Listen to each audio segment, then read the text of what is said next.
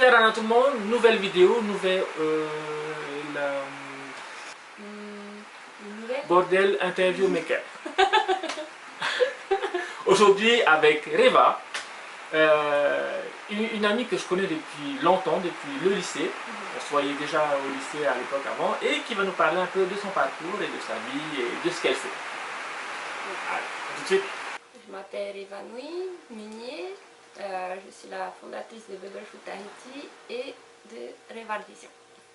Top d'avoir d'investir son argent dans quelque chose qui revienne en fait. Oui. C'est pour ça que Bubble Food est né. Alors, Bubble Food. Alors Bubble Food, ce que c'est. Bubble Food, le principe c'est des bulles gonflables géantes dans lesquelles tu rentres. Et en fait, tu peux aller pousser les gens, bousculer les gens, te rentrer dedans. Bon, il y a des règles. Hein. Voilà. Et le donc, but, c'est de s'éclater dans tous les sens du terme. Ouais, carrément. Et après, petit à petit, on s'est fait connaître sur les réseaux sociaux. Donc, merci Facebook. Les vidéos Facebook sont très virales. Et de fil en aiguille. Et la page Facebook, justement, c'est Bubble Food Tahiti. Ok. Voilà. L'âge pour jouer à ça. Alors en fait, c'est pas vraiment l'âge qui compte, c'est la taille, parce que les personnes, des fois, elles sont très jeunes, mais elles sont balèzes, des armoires à glace, tu vois. Okay. Donc la taille, c'est plutôt à partir d'1m40. C'est mieux pour les adolescents. D'accord. Voilà, à peu près CM1, CM2 et plus. Ados, adultes. Alors les ados et les adultes, ça envoie du lourd. Il y a vraiment beaucoup d'actions. Alors que les adultes, tu sais qu'ils veulent cogner l'autre, quoi. Ah oui. Ils vont essayer de faire passer ça pour un jeu, mais en fait, ils ont envie que tu aides l'autre en face. Je me déplace. Il faut juste avoir le terrain, de l'électricité. Okay. Le terrain, il faut qu'il fasse minimum un quart de terrain de football. C'est l'idéal. Un quart. Genre terrain de handball à peu près, la dimension. Moins il y a d'obstacles, mieux c'est. Parce que... donc, faut pas avoir un cocoterie, quoi. Expulsion. Hors du terrain, il faut penser au périmètre de sécurité. Oui. Parce que généralement, voilà, ça va dans tous les sens. Bon, après, je reste sur place pour encadrer et pour donner les consignes, tant pour les joueurs que pour les spectateurs. Parce que souvent, les spectateurs sont tellement contents de venir voir et tout, ils veulent s'approcher, mais des fois, les bulles, quand ça part, il faut faire attention. Quand tu dis que les bulles, ça part, c'est avec les joueurs dedans? Oui. Oui. Carrément. Est-ce que c'est les bulles où tu peux aller sur l'eau? Non, on peut pas aller sur l'eau. Alors, je t'ai dit un truc. Tu cours sur l'eau avec ça, tu tombes, la bulle elle flotte. Et toi, tu cours, oui. Ah oui, oui. J'ai déjà testé. Ça marche pas. T'as des jeux avec ballon, le football, le classique, tout le monde connaît. Après, donc tu es dans un ballon et tu cours après un autre ballon. Voilà, tu cours le ballon de football, voilà, oui. Et tu dois aller marquer le but. Le truc, c'est que tu as le droit de pousser celui qui a le ballon. Ah. Et ça, c'est cool. Au foot, t'as pas le droit, parce que sinon c'est pote. Mais des fois, tu dois sentir des petites vengeances dans les joueurs. Ah bah oui, carrément. Des fois, il n'y a pas le ballon, mais il faut quand même pousser. Une partie dure combien de temps, en gros? De Bubble Foot, ça dure 5 minutes, pas plus. Ça peut durer un peu plus, mais il fait chaud ici, chez nous. À la base, ça a été inventé par des... 5 minutes. Ouais. Ça fait court, je trouve. Quand tu es dedans, tu vois que c'est long. Ah, bah oui, forcément. Parce que tu tombes, tu te relèves, tu fais de courir et tout. Tu es fatigué à la fin. Ok, donc c'est quand même un truc qui épuise. Très épuisant, très physique et tu travailles tous tes muscles, vraiment. Donc les gosses à la fin, ils sont morts. Non, ils ont de l'énergie. Eux, ils sont inépuisables. Ils seront fatigués un peu, mais punaise, ils reviennent encore. Hein, et... Les parties sont courtes mais intenses. Très intenses. Alors là, t'es sûr, si tu veux perdre du poids, si tu veux... Déjà que tu fonds dans la bulle. Il fait son nain aussi, tu sais, parce qu'avec la chaleur, là, tu sens, tu sues, mais à fond. Non seulement tu rigoles, tu travailles les abdos, tu tombes, tu te relèves, tu travailles encore tes abdos, les cuisses. Après, tu travailles aussi ta garde, parce qu'il faut que tu tiennes aussi debout. Et puis ce jeu, c'est pas juste pour les enfants, quoi. Les adultes aussi, ils s'éclatent en faisant ça, tu vois. Alors non seulement ils s'éclatent en jouant, mais en plus ils s'éclatent en regardant, c'est ça qui est top. Ouais. C'est la partie spectacle. Parle-nous maintenant de Reva Vision. j'ai commencé à imaginer un jeu. Un autre. Et ce jeu, c'est la chasse au trésor. Donc tu donnes des indices. Voilà, je disais, voilà, si vous voulez avoir plus d'indices, partagez la page. Ok. Oui. Partagez. Et de plus moi je vois qu'il y a du monde qui joue, plus je vais vous donner des indices. Donc les gens, ils voulaient tellement savoir qu'ils partageaient le maximum. Et du coup ça me permettait en fait de faire connaître le jeu. Et il y a petit à petit des gens qui commençaient à venir regarder ce que je faisais. Donc mes indices en fait je les avais planqués dans tous mes posts. J'en avais mis un peu partout. Et c'est comme ça qu'ils ont commencé à fouiller. Okay. Comme des Sherlock Holmes. On va voir un peu le côté enquêteur. Oui, c'est...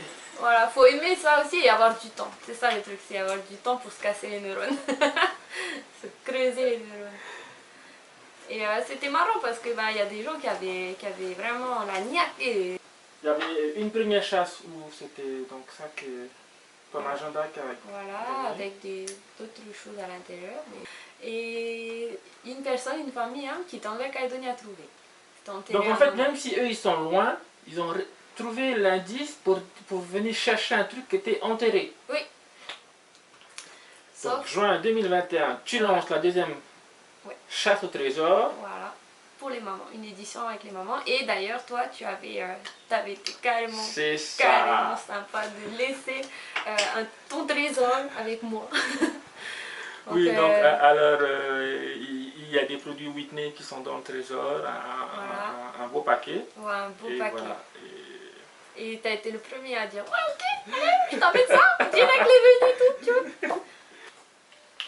Donc pour revenir à cette chasse au trésor, qui a commencé en juin 2021, en juin deuxième édition 21, et qui est pas terminé.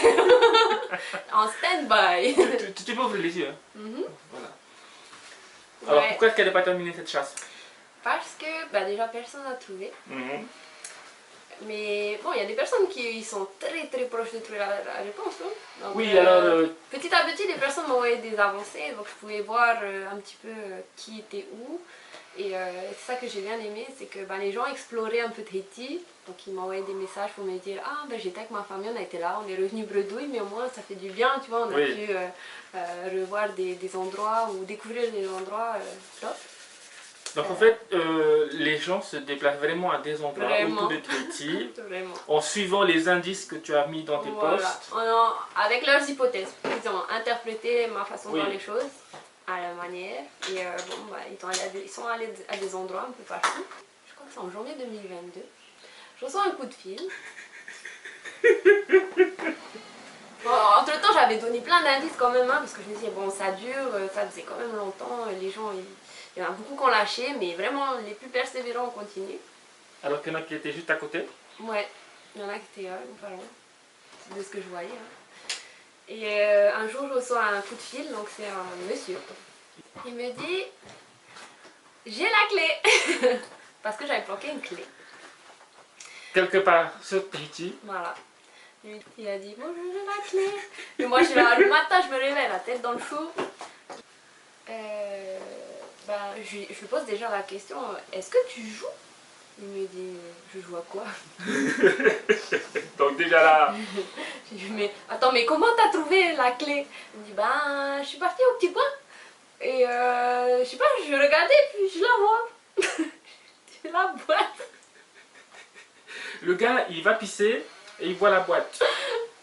Il n'a pas du tout suivi les indices, pas trouvé le jeu, mais il trouve la boîte. Alors qu'il y a des gens qui se cassent la tête depuis plus de 6 mois. Ça faisait plus de 8 mois même. J'étais là, oh non, ils vont être dégoûtés les gens.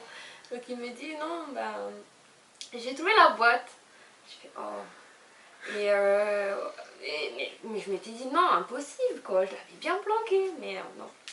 Je ne dirai rien d'autre, parce que actuellement personne ne sait où est l'endroit, je n'ai rien dit encore. Et du coup, je lui ai donné un de mes trésors et j'ai récupéré la boîte. Mais voilà, c'était la petite anecdote, comment la boîte a été retrouvée. Donc pour l'instant, la carte a toujours son mystère. Donc je laisse encore le mystère régner parce que j'aime bien ça. Et là, en fait, je compte en lancer une nouvelle. Avec, le trésor est toujours là, hein. Il n'a pas bougé, tu l'as vu, la boîte. Il a vu la boîte. Oui, la boîte. Et bientôt, voilà, dès que j'aurai assez d'éléments, je pourrai créer une nouvelle carte et vous diffuser ça pour retrouver ce trésor. Voilà les amis, cette vidéo elle est terminée, j'espère qu'elle vous a plu. Reva, merci à toi d'avoir accepté de faire ce tournage. Merci à toi. Travailler ça. On fait le portrait. Ouais. Oui. Pour rebondir, tu sais bien le faire. Oui, voilà, pour rebondir. Faut toujours rebondir dans la vie. Voilà. On vous dit Nana, ciao, à bientôt.